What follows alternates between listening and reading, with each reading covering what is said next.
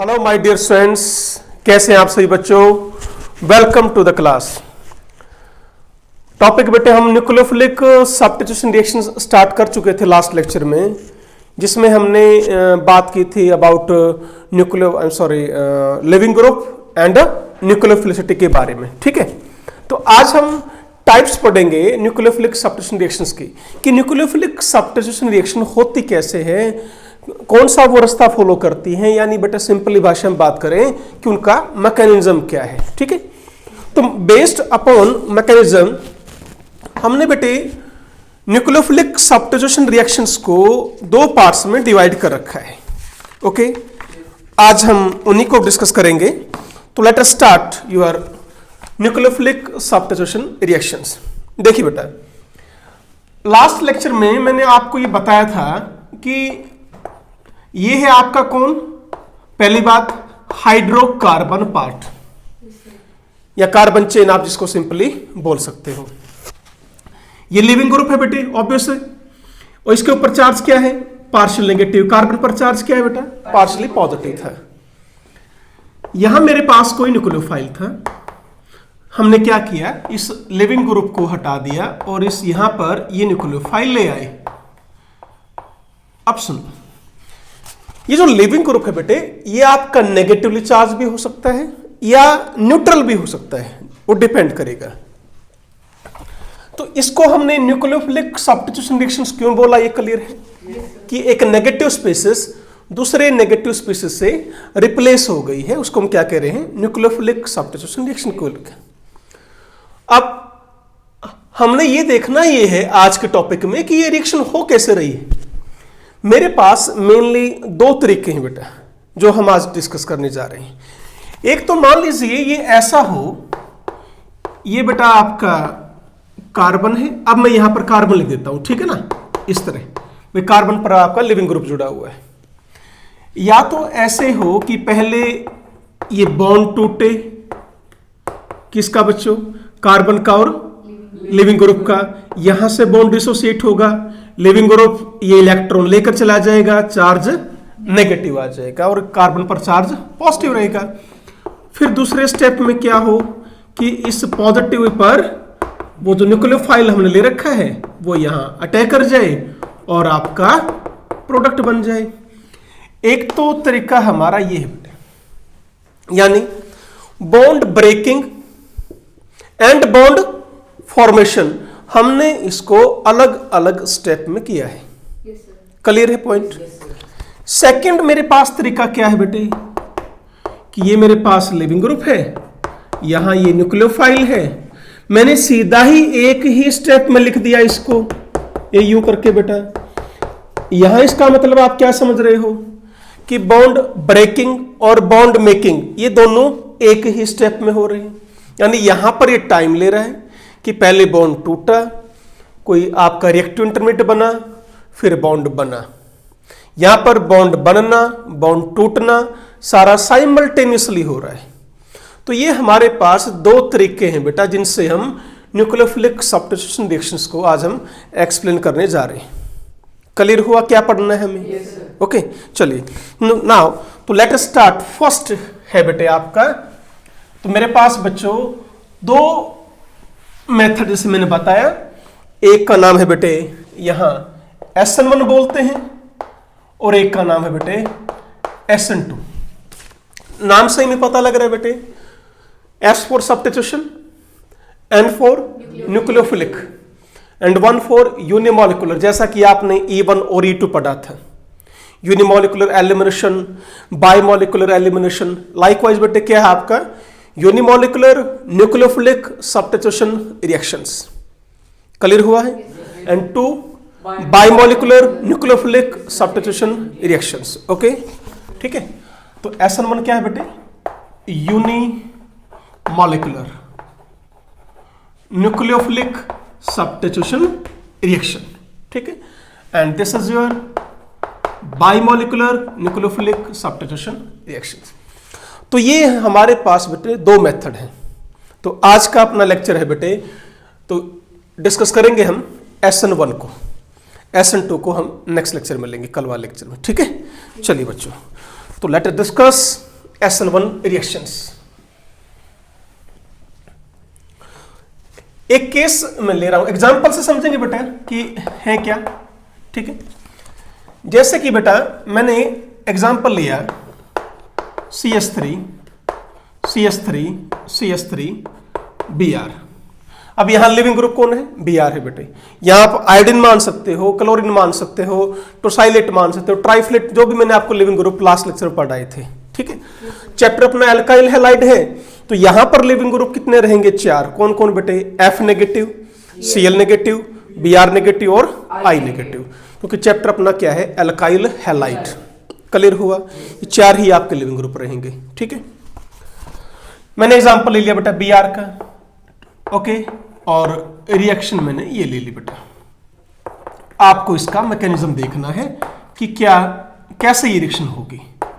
पहली बात, चलो इसको हम यहां OH मान लेते हैं। ठीक है बेटा, एंड प्लस HBr।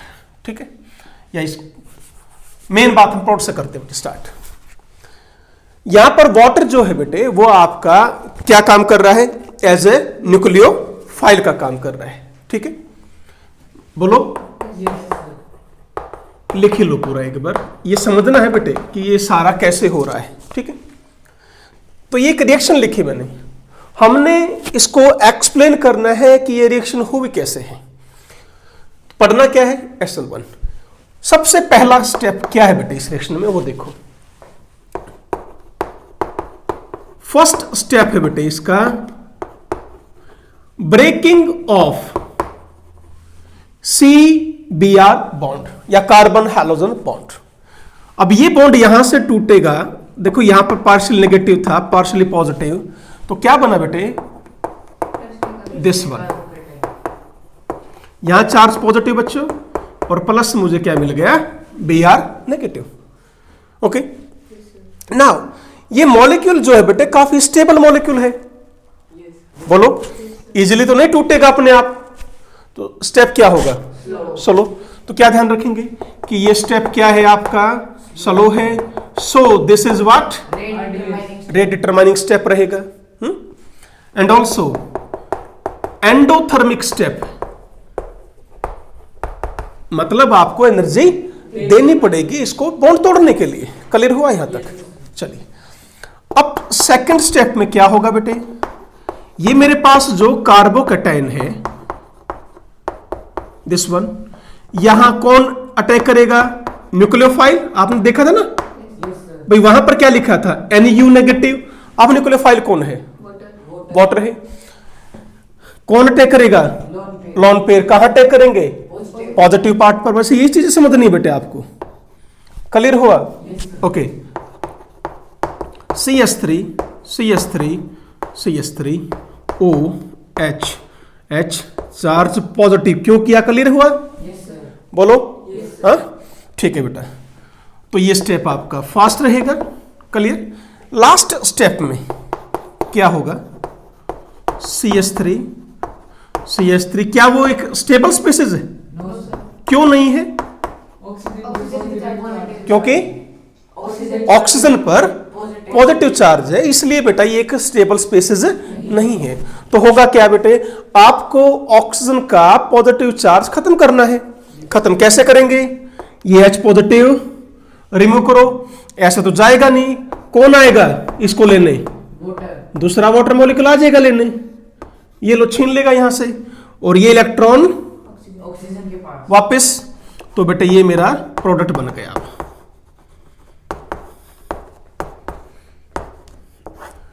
क्लियर हुआ है? हाँ, एंड प्लस H3O पॉजिटिव। एक बात आप ध्यान रखें, ओवरऑल रिएक्शन आपकी एक्सोथर्मिक है। फर्स्ट स्टेप क्या है? एंडोथर्मिक है। बाकी बेटे ओवरऑल रिएक्शन क्या रहेगी? एक्सोथर्मिक रहेगी। ठीक है ना? बताओ, क्लियर हुआ? This is what? Carbocation act as a reactive intermediate here. इसको बोलना नहीं है, सारे क्वेश्चंस आपके किसे सॉल्व होंगे? स्टेबिलिटी ऑफ कार्बोकैटायन से। बोलो, ठीक है ना? ये क्या बेटे? टर्शरी ब्यूटाइल ऑक्सोनियम बोल सकते हैं आप इसको, ठीक है ना। और ये क्या है आपकी टर्शरी ब्यूटाइल अल्कोहल, ये क्या बेटे टर्शरी ब्यूटाइल ऑक्सोनियम आयन है।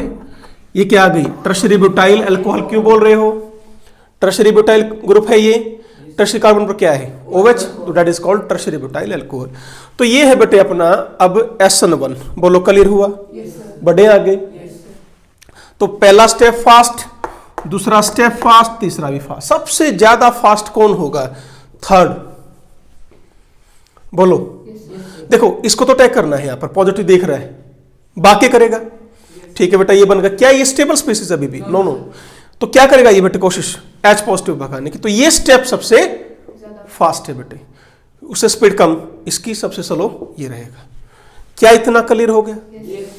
एक बात ध्यान से देखें, स्लोवेस्ट स्टेप में सिर्फ कौन टेक्स पार्ट कर रहा है, alkyl halide single molecule, so it is called what, unimolecular.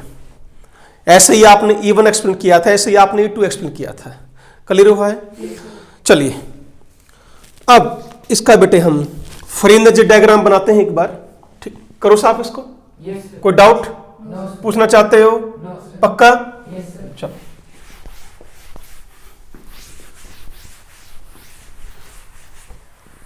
तो कितने स्टेप मिले हमें, 3 स्टेप, ठीक है। रिएक्टेंट,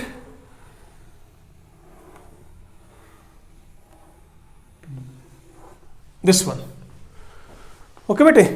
यहां कौन था, रिएक्टेंट Br, यहां कौन है, फर्स्ट ट्रांजिशन स्टेट, क्लियर। इधर कौन था, ये कार्बोकैटायन, ये पहले स्टेप का प्रोडक्ट, भाई पहले स्टेप का रिएक्टेंट ये और पहले स्टेप का प्रोडक्ट ये। नेक्स्ट में ये सेकंड स्टेप का क्या है, रिएक्टेंट, और ये सेकंड स्टेप क्या है, प्रोडक्ट। क्या था, इस पर किसने टैग किया था, वाटर ने, OH पॉजिटिव। यहां क्या बना था, प्रोडक्ट, बोलो क्लियर हुआ है। तो this is first transition state, second transition state, third transition. अब इसमें देखो बेटे, मैं ये साफ कर रहा हूं, एक बार ध्यान से देखिए। ये देखो delta G1, this is delta G2 and this is delta G3। सबसे ज्यादा एक्टिवेशन एनर्जी किसको चाहिए, फर्स्ट स्टेप को, यानी सबसे स्लो, बोलो। यानी वैल्यू क्या रहेगी बेटा, delta G1 then delta G2 then delta G3। इसमें कोई डाउट है। अब सुनो एक बार ध्यान से, ये कौन है, प्रोडक्ट, ये कौन था, रिएक्टेंट। एनर्जी ज्यादा किसकी है, रिएक्टेंट की, यानी एनर्जी पहले थी ज्यादा, क्या हो गई, कम। यानी क्या, कैसी रिएक्शन है ये, एक्सोथर्मिक रिएक्शन। और इसको क्या कहोगे बेटा, ये कौन सी एनर्जी है, इसको बोलते हैं डेल्टा G, मतलब चेंज इन एनर्जी। कुछ रिएक्शंस में बढ़ेगी इनिशियल से, कुछ रिएक्शन में घट जाएगी, तो क्या कहलाएगा ये, change in energy. That is energy difference between reactants and products. Reactant और प्रोडक्ट के बीच में कितना एनर्जी डिफरेंस है, भाई यहां कम हो गई तो क्या बोल दिया आपने, एक्सोथर्मिक। हो सकता था कि रिएक्शन ये प्रोडक्ट यहां मिलता, तो कैसे रिएक्शन बोलते उसको, एंडोथर्मिक। रिएक्टेंट से ज्यादा एनर्जी है तो एंडोथर्मिक, कम है तो, बोलो क्लियर हुआ है, बढ़े क्या आगे, ठीक है। नेक्स्ट मेन पॉइंट है बेटे अब स्टीरियोकेमिस्ट्री।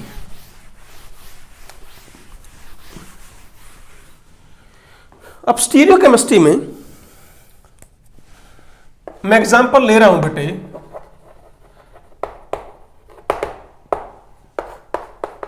जैसे Cl यहां कर दिया HCS3 C2H5, ठीक है, या यहां C3H7, कुछ भी कर दो।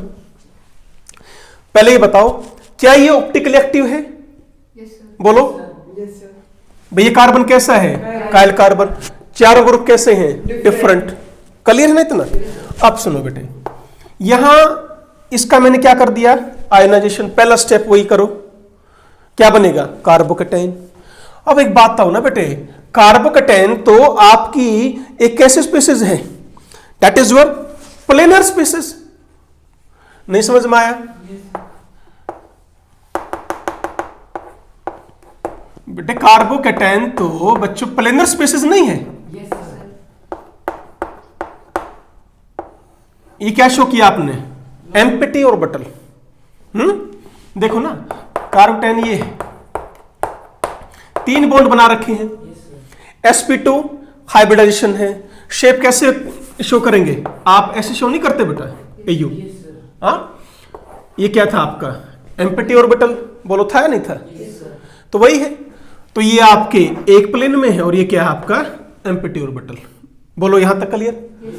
अब मेरे पास जो न्यूक्लियोफाइल है वो बेटे दोनों साइड से अटैक कर सकता है, और प्लस मुझे यहां से क्या मिला, Cl नेगेटिव। ध्यान से सुनो, यदि इस न्यूक्लियोफाइल ने बैक से अटैक किया तो क्या बना, और बेटे फ्रंट से अटैक किया तो, ये फ्रंट और बैक समझ में आ रहा है आपको? जिस साइड Cl है यदि उसी साइड आकर जुड़ गया न्यूक्लियोफाइल तो उसको क्या बोलोगे, फ्रंट। उसके अपोजिट में आकर जुड़ता है तो क्या बोलोगे, बैक साइड। नहीं आया समझ में? Are you sure? क्लियर है? पक्का? ठीक है। अब देखो बेटे, यदि न्यूक्लियोफाइल ने यहां से अटैक किया तो ये देखो क्या बना, फ्रंट। ठीक है, हम न्यूक्लियोफाइल को एक बार क्या मान ले, OH ले लें एक बार, बोलो। ठीक है, यहां मान लो कि OH नेगेटिव जुड़ना है आकर। ठीक है बेटा, यहां जुड़ेंगे तो क्या बनेगा, देखना है ध्यान से।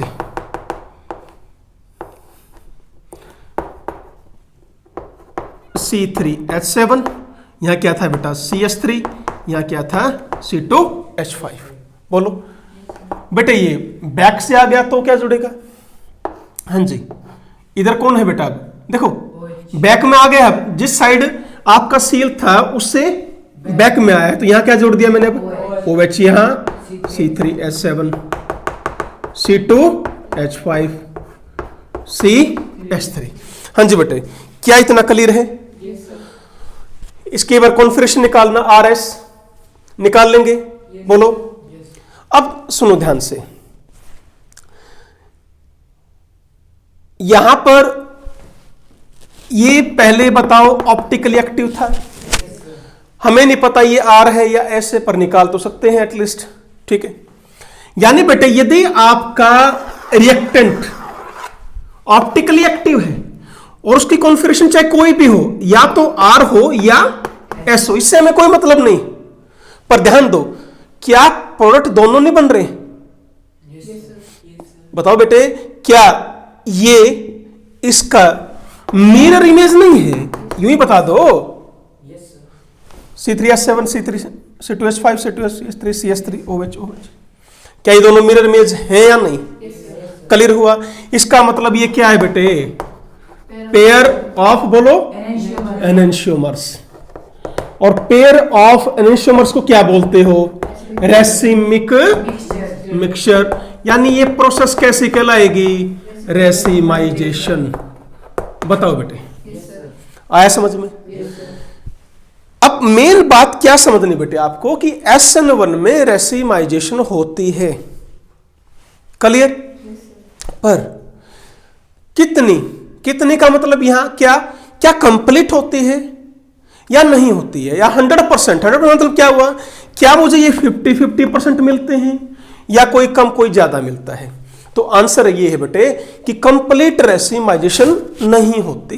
मेन पॉइंट, ये क्वेश्चन कई बार पूछा गया है बेटे आपका कंपटीशन में। तो देयर इज नॉट, ध्यान देना है, क्या कंप्लीट रेसिमाइजेशन नहीं है SN1 में। आप क्वेश्चन आएगा कि सर क्यों, यहां तो इक्वल चांस है, कहीं से अटैक करवा लो, बोलो। होता क्या है बेटे, इनिशियली जो ये CS, जो आपका ये रिएक्टेंट था ना, जब ये इसमें कन्वर्ट होता है तो Cl नेगेटिव इसी तरफ नहीं था बेटे, बोलो। ये इससे इजीली दूर नहीं जा पाता है, थोड़े बहुत टाइम के लिए, ध्यान से सुनो मेरी बात, थोड़े बहुत टाइम के लिए ये Cl नेगेटिव इसी के साथ चिपका रहता है। बताओ क्लियर हुआ है? यहां बॉन्ड था, बॉन्ड को तो टूटना है, पर मैं क्या कह रहा हूं, ये बेटा थोड़े बहुत टाइम के लिए इसके साथ बिल्कुल अटैच सा रहता है। तो अब क्या होगा, क्या न्यूक्लियोफाइल अब इजिली यहां से आ पाएगा? क्या कर देगा, ये थोड़ा सा कोशिश करेगा रिपेल की, यानी जिस साइड लिविंग ग्रुप है उसी साइड का जो प्रोडक्ट बनना है वो कम बनेगा। नहीं क्लियर हुआ? जिस साइड लिविंग ग्रुप है उसी साइड न्यूक्लियोफाइल का रेट अटैक करने का बोलो कम रहेगा। बोलो गॉट इट? यानी बेटे ये कौन सा प्रोडक्ट है? इन्वर्जन। क्या आप इसको इन्वर्जन प्रोडक्ट बोलोगे? बैक साइड पे टक भाई, इसकी कॉन्फिगरेशन इसकी कॉन्फिगरेशन अलग है, इस दोनों कॉन्फिगरेशन सेम है, तो ये कौन सा प्रोडक्ट है बेटा? Retention product. कैसा है ये रिटेंशन प्रोडक्ट बोलते हैं। रिटेंशन का मतलब कॉन्फिगरेशन सेम है यहां पर आपकी, यहां पर ये कैसा है आपका? इन्वर्टेड प्रोडक्ट है, यानी कॉन्फिगरेशन क्या मिली? अलग मिली। तो कौन सा ज्यादा मिलेगा? Inversion product. हमेशा क्या ध्यान रखोगे कि जो इन्वर्जन प्रोडक्ट है वो आपका रिटेंशन से ज्यादा होगा। बोलो बेटे क्लियर हुआ? अब क्वेश्चन में आपके यही ऑप्शन आते हैं, कंप्लीट रेसिमाइजेशन, इन्वर्जन, रिटेंशन या partial racemisation, inversion more than retention. तो आपको देखना है पार्शियल रेसिमाइजेशन कर लो या इन्वर्जन मोर देन रिटेंशन बोल लो। कोई डाउट? Are sure? चले आगे? ठीक है, नेक्स्ट आगे बढ़ते हैं बेटे। और ये देखना कुछ हद तक आपका ना सॉल्वेंट के ऊपर भी डिपेंड करता है। मैं सॉल्वेंट इफेक्ट बताऊंगा बेटे थोड़ी देर में, ठीक है? सॉल्वेंट भी रोल प्ले करता है।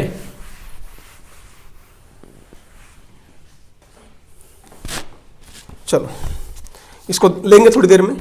अब आगे बढ़ते हैं बेटे, फैक्टर्स अफेक्टिंग SN1। तो दो बातें की हमने, मैकेनिज्म कैसे हुआ, दूसरी बात हमने पढ़ी स्टीरियोकेमिस्ट्री के साथ क्या हाल हुआ, यानी प्रोडक्ट कैसे बने। तो प्रोडक्ट क्या बोलोगे आप? Pair of enantiomers but in unequal amount, not in equal, that is inversion greater than retention. चलिए बेटा फैक्टर्स की बात करते हैं। पहला बेटा स्लोएस्ट स्टेप में सिर्फ और सिर्फ क्या था? Only alkyl halide. न्यूक्लियोफाइल का कोई रोल नहीं था, न्यूक्लियोफाइल सेकंड स्टेप में आया था। तो यानी बेटे जो रेट ऑफ रिएक्शन है that is directly proportional to concentration of alkyl halide. Single molecule पर डिपेंड कर रहा है, इसलिए आप इसको क्या बोलोगे? Example of first order reaction. Elimination में आपने किया था E1 E2। ओके डियर, बोलो यहां तक कोई डाउट? चले सेकंड फैक्टर। तो पहली बात यानी बेटे यदि आपने अब चलिए न्यूक्लियोफाइल के आगे बताएंगे, यदि इसकी कंसंट्रेशन डबल कर दिया आपने तो रेट भी डबल हो जाएगा। भाई कंसंट्रेशन डबल कैसे करोगे? 2 गुना करके, तो रेट भी क्या हो गया? डबल हो गया। कंसंट्रेशन 3 गुना कर दी तो रेट भी 3 गुना बढ़ जाएगा। बात समझ में आ गई? कंसंट्रेशन आपने हाफ कर दे, रेट भी हाफ हो गया। बोलो तो रेट क्या है बेटे? वो डायरेक्टली प्रोपोर्शनल है कंसंट्रेशन ऑफ एल्काइल हैलाइड। अब बात करते हैं बेटे न्यूक्लियोफाइल पर। बेटा न्यूक्लियोफाइल आया है कौन से स्टेप में? फर्स्ट स्टेप में। इसका स्लो स्टेप में कोई भी लेना देना नहीं है। इसका मतलब यह हुआ कि जो रेट ऑफ रिएक्शन है किसका? SN1 का, वो न्यूक्लियोफाइल की कंसंट्रेशन एंड स्ट्रेंथ इन दोनों पर डिपेंड नहीं करता। न्यूक्लियोफाइल कितना ले रखा है? थोड़ा ले रखा है, ज्यादा ले रखा है। न्यूक्लियोफाइल स्ट्रॉन्ग है या वीक है, उससे इसको कोई लेना देना नहीं है। अब क्वेश्चन कैसे आएगा कि आपने न्यूक्लियोफाइल की कंसंट्रेशन को डबल कर दिया तो SN1 पर क्या इफेक्ट पड़ेगा? क्या लिखोगे आंसर? No effect. बोलो क्लियर है? आपसे कहें कि हमने दो रिएक्शन हैं, दोनों में RX आपका सेम है, ठीक है, या न्यूक्लियोफाइल A है या न्यूक्लियोफाइल B है, बताओ रेट किसका ज्यादा होगा? सेम करेंगे। बात समझ में आ गई? सॉल्वेंट का रोल है बेटे, मैंने सॉल्वेंट हम सेम मान के चल रहे हैं, अभी सॉल्वेंट इफेक्ट पढ़ाऊंगा क्या होता है। मान लो ये बेटे आपने वाटर ही सॉल्वेंट ले रखा है, सिर्फ मैंने क्या किया, न्यूक्लियोफाइल चेंज कर दिया, तो कोई फर्क नहीं पड़ेगा इसके रेट पर।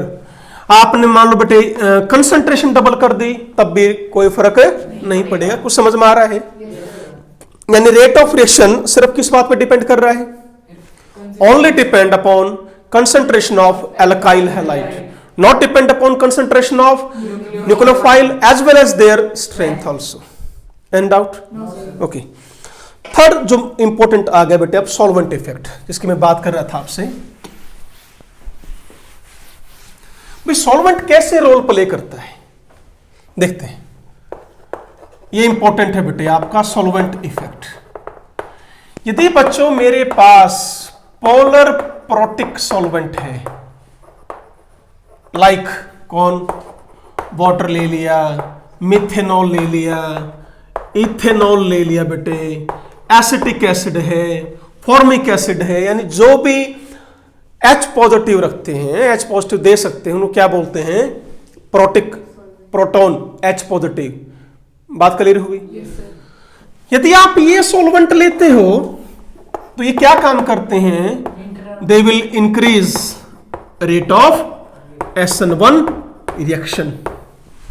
आप देखते हैं भाई कैसे इंक्रीज करते हैं, लेट अस सी। देखो बेटे बच्चों, ये मेरे पास एग्जांपल था, ठीक है। मान लीजिए मैंने सॉल्वेंट ले लिया वाटर। बेटे वाटर क्या काम करेगा? आपको पहले स्टेप में क्या करना था बताओ? ये बॉन्ड तोड़ना था। यदि मैं सॉल्वेंट ले लेता हूं पोलर प्रोटिक, तो क्या ये इसको खींचने में हेल्प नहीं करेगा? बोलो। क्योंकि यहां पर चार्ज क्या है?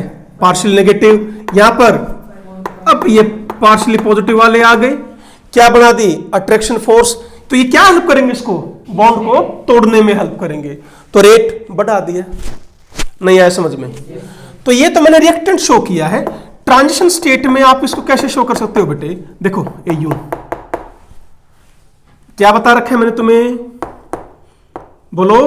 ट्रांजिशन स्टेट हमेशा डैश से शो करते हैं। ये तो हाइड्रोजन बॉन्ड है, पर ये क्या है? अब आपकी ट्रांजिशन स्टेट है। Now what will happen? क्या होगा? अब बॉन्ड टूट जाएगा। किसकी हेल्प से? वाटर की हेल्प से। वाटर ने क्या काम किया समझ में आ गया आपको? Help to break this CCl bond. Any doubt? Okay. अब इसके साथ ये Cl नेगेटिव, फुल्ली नेगेटिव। देखो यहां पार्शियली था, अब क्या आ गया? क्योंकि ये टूट चुका है। अब पानी चारों तरफ से घेर लेगा, इसको पिंजरा बना देगा, मैक्सिमम हाइड्रोजन बॉन्डिंग बनती जाएगी। इस प्रोसेस को क्या बोलते हो? सॉल्वेशन, या यहां पर नाम दे सकते हो आप हाइड्रेशन। क्या नाम दे सकते हो बेटे? हाइड्रेशन। हाइड्रेशन में हमेशा एनर्जी रिलीज होती है बेटे। एनर्जी रिलीज होगी, ये एनर्जी काम आएगी रिएक्शन को आगे बढ़ाने में। नहीं आया समझ में? तो ये है आपका रोल किसका? पोलर प्रोटिक सॉल्वेंट का। दूसरी बात, जितना सॉल्वेंट अब तगड़ा होगा, पावरफुल होगा, दूसरी भाषा में जो जितना जल्दी ये बॉन्ड तोड़ने में हेल्प करेगा, उतना फास्ट रेट हो जाएगा। बोलो। वो किसके ऊपर डिपेंड करता है? Value of dielectric constant. ध्यान है? Dielectric constant. तो सॉल्वेंट का बेटे डाई इलेक्ट्रिक कांस्टेंट जितना ज्यादा होगा, उतना ही SN1 का रेट भी ज्यादा हो जाएगा। जैसे मैं कुछ वैल्यू आपको बता रहा हूं। वाटर याद नहीं करना है। Water 81, methanoic acid 58, methanol 33.6, ethanol 24.3। ये मैंने कुछ लिख दिए बेटे आपको। तो क्या शो कर रहा है बेटे कि वाटर में सबसे रिएक्शन आपकी फास्ट होगी, depend upon direct constant. Question यही बना दे, हम ऑप्शन दे दिया जाए कि ये सॉल्वेंट है, ये उनकी वैल्यू है डायरेक्ट कांस्टेंट की, बताओ SN1 फास्ट किसमें होगी? तो वाटर में होगी। तो जिसका जितना ज्यादा डाइलेक्ट्रिक कांस्टेंट होगा बेटे वो उतना ही ज्यादा पोलर होता है, उतना ही जल्दी इसका बॉन्ड को तोड़ने में हेल्प करेगा, उतना ही ज्यादा सॉल्वेशन करेगा, उतना ज्यादा एनर्जी रिलीज होगी, उतना ज्यादा रेट बढ़ जाएगा। बोलो आया समझ में? श्योर? ठीक है, चलिए। इसका मतलब हमने क्या कहा अब कि वाटर जो है वो आपका मोस्ट इफेक्टिव सॉल्वेंट है किसके लिए? SN1 रिएक्शंस के लिए। बोलो। तो वाटर क्या माना गया बेटे? मोस्ट इफेक्टिव सॉल्वेंट माना गया। Any doubt? पर कई बार हमने क्या देखा है बेटे कि बहुत सारे जो ऑर्गेनिक कंपाउंड हैं बेटे वो पानी में सॉल्युबल नहीं होते, तो उसके लिए हम मिक्सचर लेते हैं, mixture of methanol plus water या बेटे इथेनॉल प्लस वाटर। क्वेश्चन यहां भी आ सकता है बेटे कि बेटर कौन सा रहता है, तो बेटर आपके ये है बेटे। रीजन क्या दिया मैंने? Most of the organic compound वो आपके पानी में सॉल्युबल नहीं हो पाते कई बार बेटे, तो ध्यान क्या देना है, वो अल्कोहल में सॉल्युबल हो जाते हैं, तो बेटे आप इसका मिक्सचर लेंगे। ठीक है, अब आ जाओ वापस किस पे? रेसिमाइजेशन पे। कि रेसिमाइजेशन में मैंने ये कहा कि वाटर का भी रोल है बेटे किसमें? रेसिमाइजेशन में। अब आपको ये समझना है कि सॉल्वेंट का भी रोल है। सुनो ध्यान से, मैंने ये लिया C3H7 था, मान लो CH3 था, C2H5 था, Cl था। बेटे मैंने लिया वाटर, एक दूसरे स्टेप में ले लिया CH3OH। डाइलेक्ट्रिक कांस्टेंट इसका ज्यादा था, ध्यान कीजिए, इसका था कम। ये बॉन्ड तोड़ने में ज्यादा हेल्प कौन करेगा? पानी करेगा। तो बेटे एक बात बताओ, ज्यादा जल्दी कार्बोकेटायन कौन बनाएगा? वाटर बनाएगा। यदि कार्बोकेटायन बनता है, अब सुनो, कार्बोकेटायन यदि मैं आपको अकेला कार्बोकेटायन देता हूं सिर्फ, तो 50% एक एनेंशियोमर, 50% दूसरा एनेंशियोमर। वो इन्वर्जन ज्यादा क्यों बना था?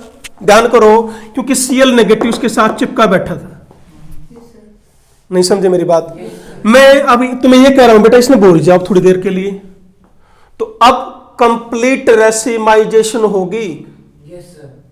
क्यों? अब है ही नहीं कोई फ्रंट में। बोलो क्लियर हुआ है नहीं हुआ? ध्यान दो चीज को। तो बेटे यदि जितना ज्यादा वैल्यू होगी डाइलेक्ट्रिक कांस्टेंट की, अब पानी ने एक काम और भी तो कर दिया ना, इस Cl नेगेटिव को कैद भी तो कर लिया। नहीं समझे? By hydrogen bonding. तो मुझे क्या मिल गया? Free carbocation. अब न्यूक्लियोफाइल इक्वल रेट से अटैक करता है। अब आप इसमें देखोगे ना बेटे, 98% रेसिमाइजेशन है, 100 तो अब भी नहीं, कितना है? 98%। यानी बहुत थोड़े से टाइम के लिए अभी रहा, पर तुरंत अलग हो गया। 98% का मतलब क्या हुआ? 49% एक, 49% एक। क्या बता रखा है मैंने? इन्वर्जन हमेशा ज्यादा, यानी जो 2% बना वो किस में जुड़ गया? इन्वर्जन प्रोडक्ट में। ये है रिटेंशन प्रोडक्ट। बताओ, तो 2% फिर भी ज्यादा कौन बना है? इन्वर्जन। बोलो क्लियर हुआ? मैंने सॉल्वेंट ले लिया मिथेनॉल, फिर वही बात आ गई, मिथेनॉल पहली बात तो इजिली तोड़ नहीं पा रहा है, ये Cl नेगेटिव भी इजिली इससे अलग नहीं हुआ, तो क्या फ्रंट से आ पाएगा न्यूक्लियोफाइल? तो यहां है 73% रेसिमाइजेशन। देखो अब, यानी बेटे 36.5 ये कौन है? इन्वर्जन। ये कौन है? रिटेंशन। बाकी ज्यादा कौन बना? इन्वर्जन बना ना। वो 27 तो आप इसमें ऐड करोगे। बोलो तो देखो इन्वर्जन की कितनी परसेंटेज है, 63.5, और ये किसकी है, रिटेंशन की। क्यों बना ये इन्वर्जन इतना ज्यादा एज कंपेयर टू दिस, देखो यहां सिर्फ 51 था और यहां 63 बन गया। यह रेसिमाइजेशन लगभग कंप्लीट मान सकते हैं, है नहीं एग्जैक्टली 98%, वहां सिर्फ 73 घट गई बेटे। तो रीजन समझ में आ रहा है। पानी आया, तोड़ने में हेल्प की, Cl नेगेटिव को चारों तरफ से घेर लिया उसने, मेरे को क्या मिल गया, फ्री कार्बोकेटायन। तो अब मैं क्या कह रहा हूं, फ्री यदि कार्बोकेटायन है तो टोटली एग्जैक्टली इक्वल चांस है अटैक करने के। क्लियर?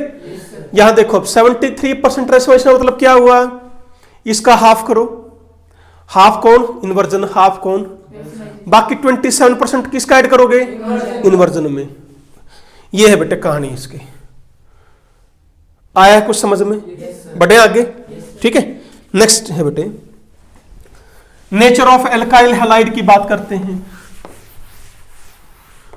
ये आपका अब सबसे इंपॉर्टेंट आ गया है नेचर ऑफ एल्काइल हैलाइड पर, जिसके आपके कंपटीशन में क्वेश्चन पूछे जाते हैं, ठीक है बेटे। एक तो यदि मेरे पास डिफरेंट एल्काइल हैलाइड है तो क्या ये ऑर्डर ठीक लिखा है मैंने rate of nucleophilic substitution reactions का?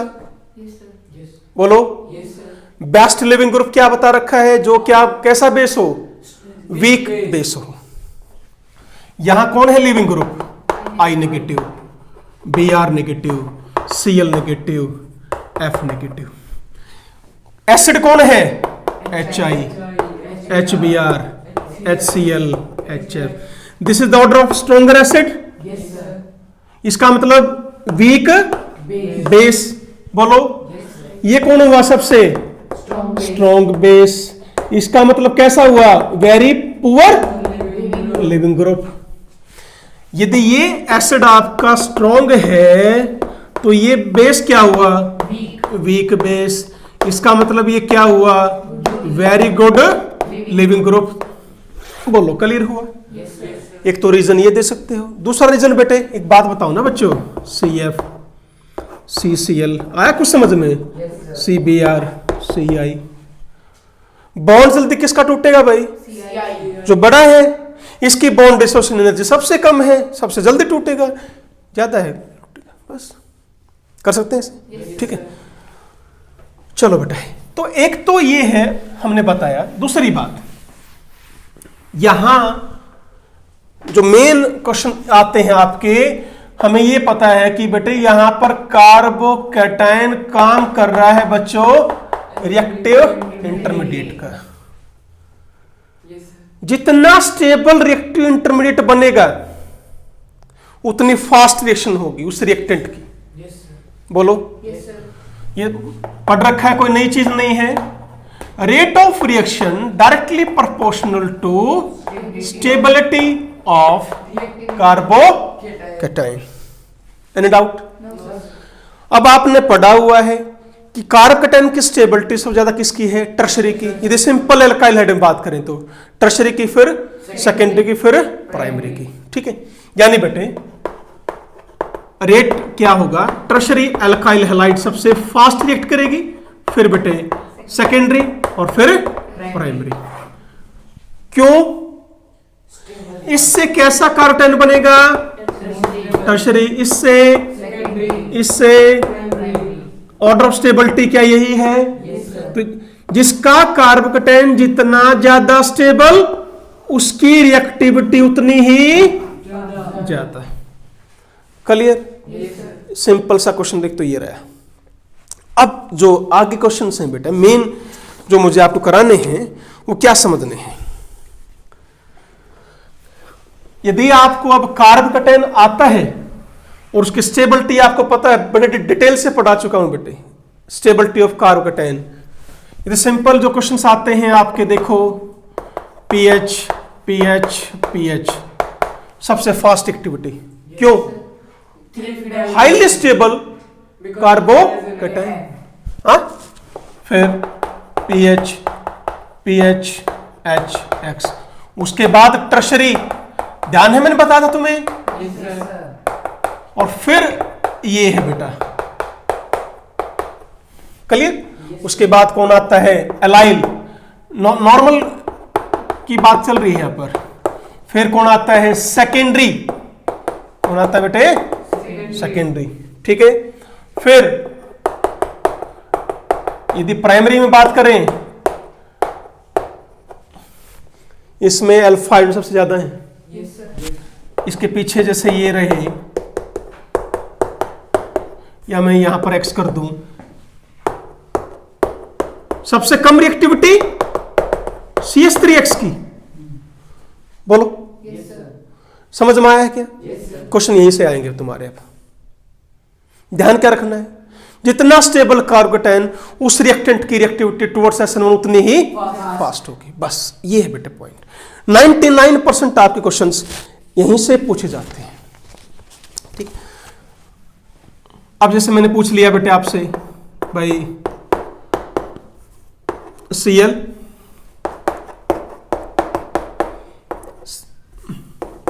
किसकी रिएक्टिविटी फास्ट होगी? बोलो फर्स्ट वन। क्यों? हटाओ बॉन्ड, चार्ज पॉजिटिव, हटाया बॉन्ड, चार्ज पॉजिटिव, ये कार्बोकेटायन ये रहा है बेटे, ये स्टेबिलिटी, यहाँ ये रेट ऑफ रिएक्शन ऑर्डर बता रखा है मैंने। अब टर्शियरी कार्बोकेटायन और फिर ये बेंजाइल कार्बोकेटायन। बोलो यदि आप यहां पर X भी हटा दें तो इनसे क्या बने? जहां जहां X लगा है वहीं वहीं हटा दो इसको, चार्ज क्या करते जाओ? पॉजिटिव। यानी ये मोस्ट स्टेबल, तो इस एल्काइल हैलाइड की रिएक्टिविटी सबसे फास्ट होगी। बोलो कोई डाउट है? तो यहां पर इसकी रिएक्टिविटी ज्यादा होगी, बिकॉज टर्शियरी कार्बोकेटायन आगे आता है और बेंजाइलिक कार्बोकेटायन पीछे आता है। तो ये आप क्वेश्चन तैयार करने हैं। बताओ बढ़े आगे? श्योर है? पक्का? पूछो क्वेश्चन।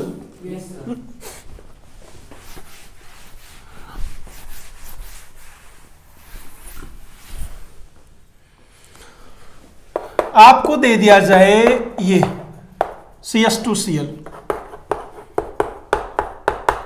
क्वेश्चन कैसे सॉल्व करने हैं तुम्हें समझ में आया है? Cl नेगेटिव हटा के देख लो, क्या बना मिलेगा आपको? कार्बोकेटायन बना मिलेगा। फिर उसकी स्टेबिलिटी कंपेयर कर लो, बताओ ऑर्डर। Fourth, third, 1, 2। बस सिंपल है बेटे। कौन सा ग्रुप? -R -I। कौन सा ग्रुप? +R +I। कौन सा ग्रुप? +R, बट ये क्या है? स्ट्रॉन्ग इफेक्ट है। यहां +R किसकी वजह से है? +H कर दें, हाइपर कंजुगेशन इफेक्ट की वजह से। तो बस बेटा ऐसे क्वेश्चन है। अब जितने भी आपके स्टेबिलिटी ऑर्डर है कार्बोकेटायन के, जहां पर पॉजिटिव है वहीं पर Cl लगा दो, बना दो क्वेश्चन सारे अपने आप। बोलो आया समझ में? अच्छा चलो देखते हैं। यहां Cl रख दिया मैंने, यहां किया ये CH3, यहां Cl रख दिया, यहां कर दिया C2H5। किसकी रिएक्टिविटी ज्यादा होगी? सेकंड। क्यों? फर्स्ट बेटे हाइपर कंजुगेशन इफेक्ट बेटे, यहां 2 अल्फा हाइड्रोजन यहां 3, तो इसका हाइपर कंजुगेशन ज्यादा होगा, इसका हाइपर कंजुगेशन कम होगा, स्टेबिलिटी ज्यादा बढ़ाएगा। तो आंसर इज दिस। बोलो ठीक है। हाँ, यदि अब ये ऐसा होता है, यहां है CH3 और यहां है C2H5, अब सेकंड है, क्लियर हुआ है? इसका इंडक्टिव इफेक्ट काम करेगा। अब यहां तो अब रेजोनेंस इफेक्ट है, या हाइपर आना नहीं है, अब ये हो जाएगा। तो ये सारी चीज आपको देखना है बेटे। बोलो पक्का? ठीक है चलो बेटे।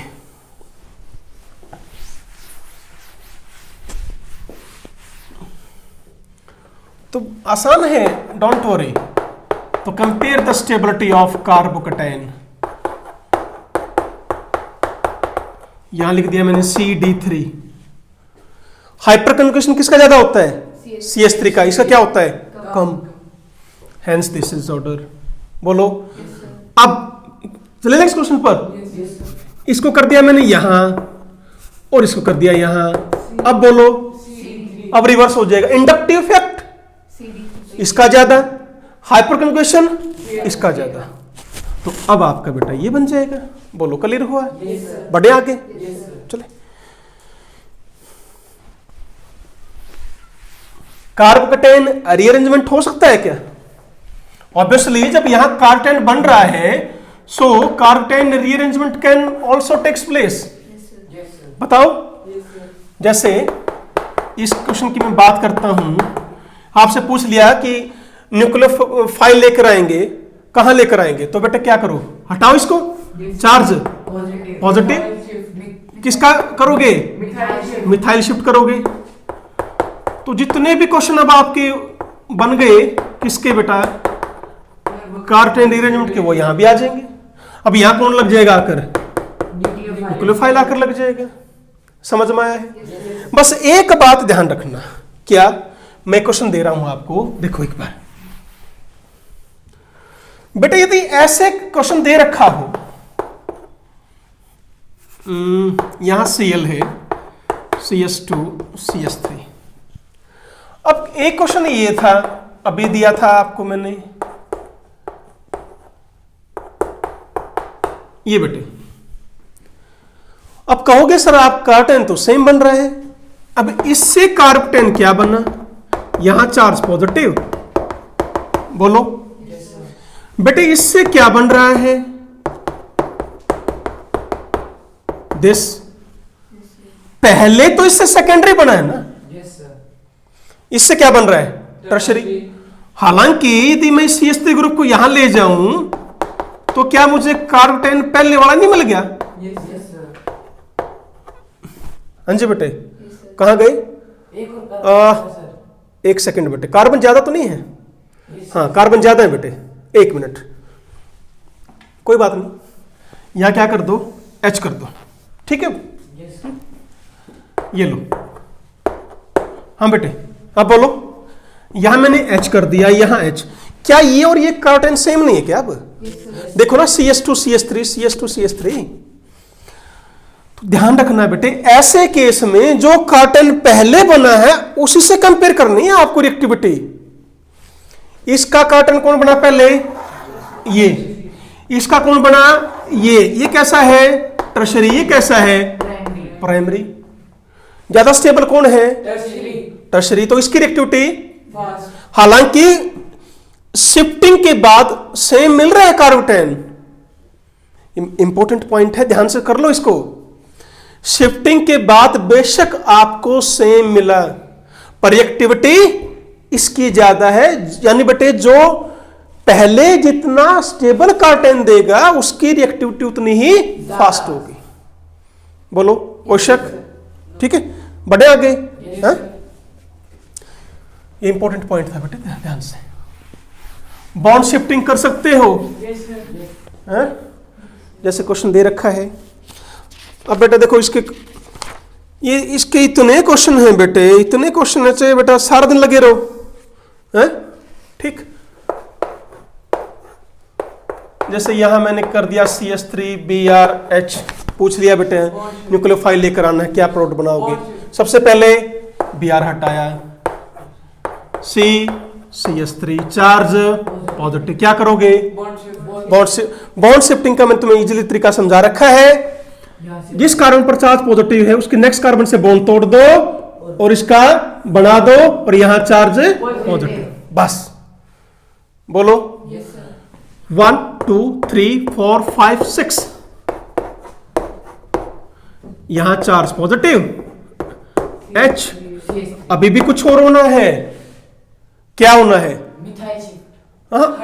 हाइड्राइड शिफ्टिंग करो पहले, बोलो, ताकि कैसा कार्बन मिले? टर्शरी। और फिर यहां के क्या लगा दोगे? मुश्किल है? आया समझ में? ठीक है, चलो बेटे। फिर यदि आपका बेटे अल्फा कार्बन पर कोई हेटेरोएटम जुड़ा हुआ है, if there is attach, alpha carbon ये है, उस पर क्या है? हेटेरोएटम जिसका इफेक्ट +R है, रेट बढ़ाएगा। सुनते जाओ, बॉन्ड तोड़ा आपने, हाँ बेटे, चार्ज पॉजिटिव आ गया। अब आप कहोगे सर ये तो -I इफेक्ट शो करता है, बिल्कुल ठीक बात है, और -I इफेक्ट कार्बन की स्टेबिलिटी को डिक्रीज भी करता है, पर प्लस आर। क्या करेगा? रेजोनेंस। बड़ा बढ़िया रेजोनेंस। क्यों? क्या हो गया? Octet complete. Highly increase the stability of carbocation, highly increase the rate of reaction. बोलो, यदि ऐसा है, यह है बीटा कार्बन, ये अल्फा से जुड़ा था, अब ये है अल्फा और ये है बीटा कार्बन। यदि बीटा कार्बन पर आपका इलेक्ट्रॉन विथड्रॉइंग ग्रुप जुड़ा है, या सिंपली यू कह लो बेटे कि अल्फा कार्बन से ये हाइड्रोजन था, अब अल्फा कार्बन के पास क्या है? Electron withdrawing group. Electron withdrawing तो ये भी था, पर यहां प्लस आर इफेक्ट नहीं है। अब क्या करोगे फिर? चलो देखो बेटे, कोई स्टेबिलिटी है? No sir. नहीं। इवन डिक्रीज होगी स्टेबिलिटी। Yes sir. क्या होगी स्टेबिलिटी? डिक्रीज। ये रिएक्शन नहीं हो पाएगी। बात समझ में आ गई? तो ये चीजें ध्यान रखनी है, ठीक। और क्या समझा रखा है मैंने तुम्हें?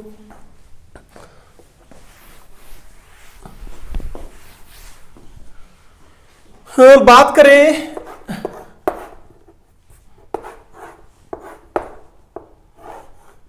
यहां पर सील है, मान लीजिए, क्या न्यूक्लियोफिलिक सब्स्टिट्यूशन हो सकती है यहां पर? No sir. ध्यान से सोचो, क्या करेंगे? हटाओ, चार्ज क्या आ जाएगा? पॉजिटिव। कैसा कार्बन है? Bridge head carbon. क्या समझा रखा है? ब्रिज हेड कार्बन पर sp2 हाइब्रिडेशन कभी भी नहीं हो सकती। याद है? भूल गए? सिंपल वे में इसको आप ऐसे बना सकते हो। खैर ये तो ऐसे है बेटा, यहां Cl है, बात एक ही है। समझ में आया कुछ? कॉमन कार्बन, कॉमन कार्बन, कितने कार्बन यहां बीच में? दो, दो, यहां भी दो, दो, यहां एक, एक, और कॉमन कार्बन क्या लगा दिया? Cl। हटाओ, चार्ज पॉजिटिव। पॉसिबल नहीं है, तो ये रिएक्शन शो नहीं कर सकते। बोलो, पल्ले पड़ा? चलो अच्छा बेटे, फिर हमने लिखा हुआ है कि विनाइल हैलाइड्स और एराइल हैलाइड्स रिएक्शन शो नहीं करती। बताया था ये है विनाइल हैलाइड्स।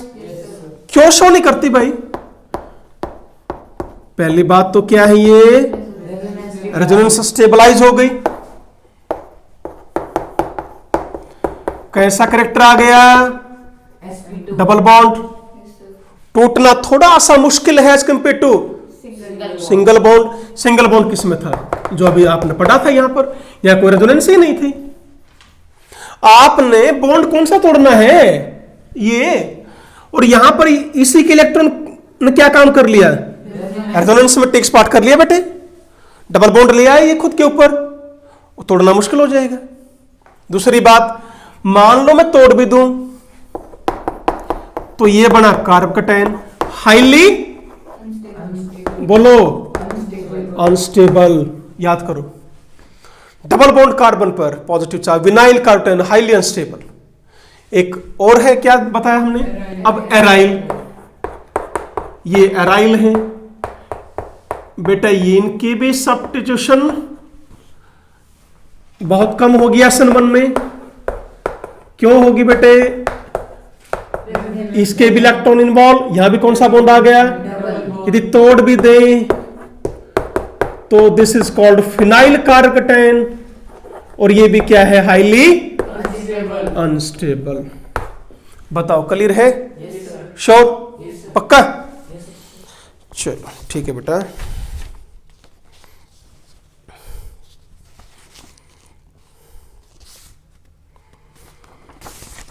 अब मुझे बताना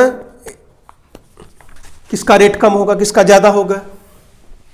ऑलमोस्ट आपको जो मैंने बताना था बता दिया है बेटे। अब आप इसके क्वेश्चन सॉल्व कर सकते हो, ठीक है?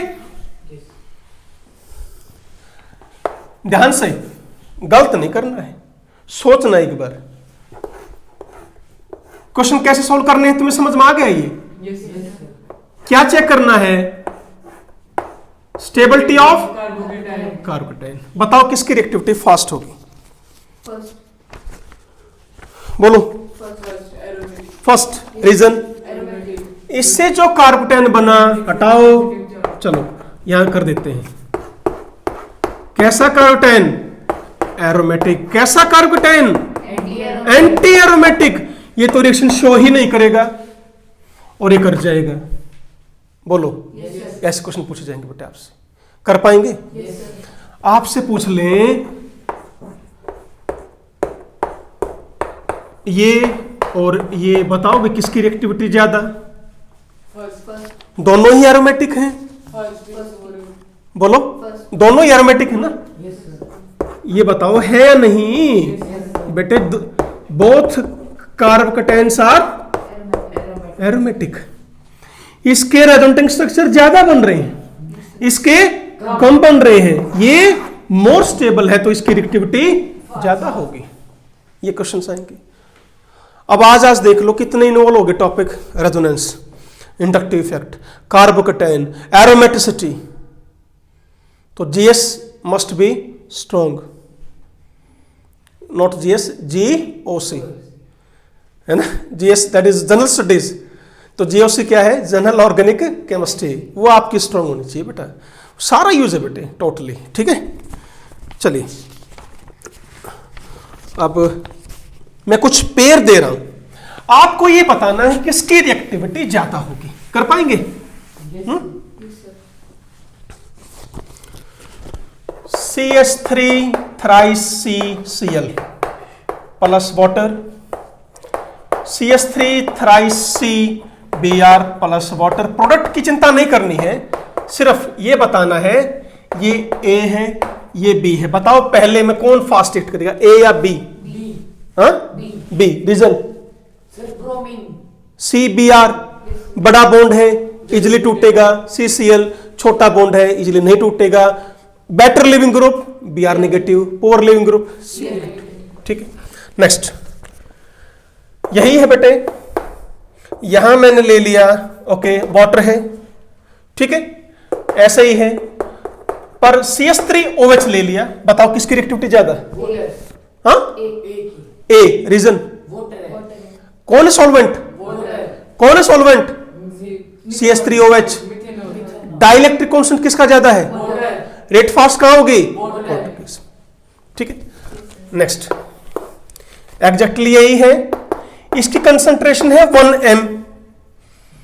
यहां बेटे CH3 CH2O नेगेटिव ले लिया, इसकी भी कंसंट्रेशन 1m है।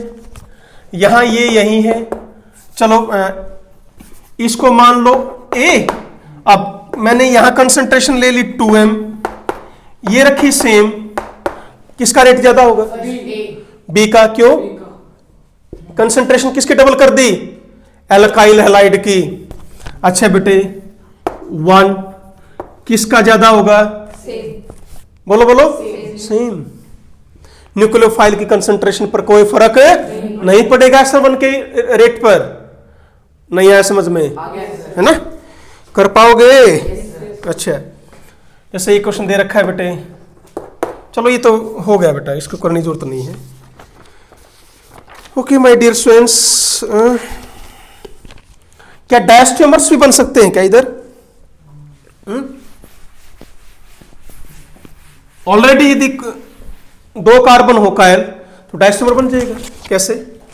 जैसे क्वेश्चन दे रखा है मैंने, H CH3 Br C2H5 C2H5।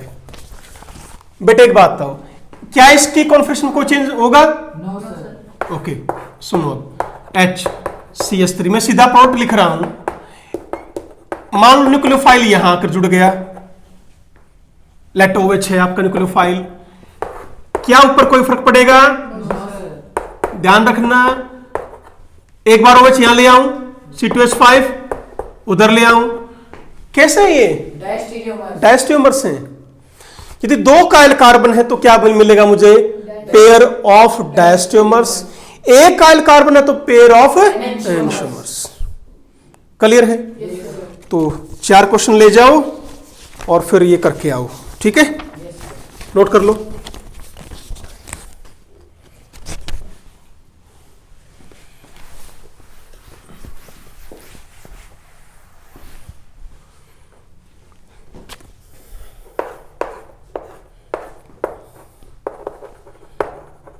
CS2Br major port लिखेंगे बस।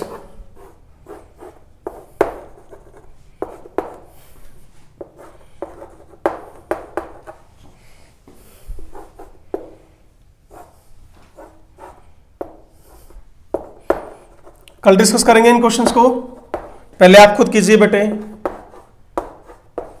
इजी है, डोंट वरी।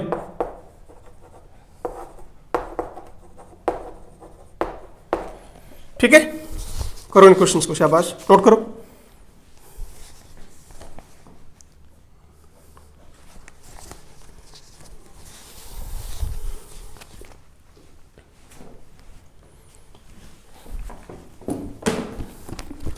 जल्दी कीजिए।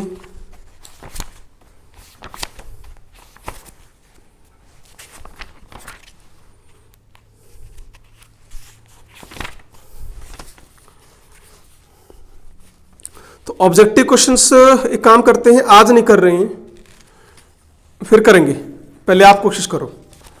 ठीक है, आज का लेक्चर बेटे यहीं तक करेंगे, खत्म।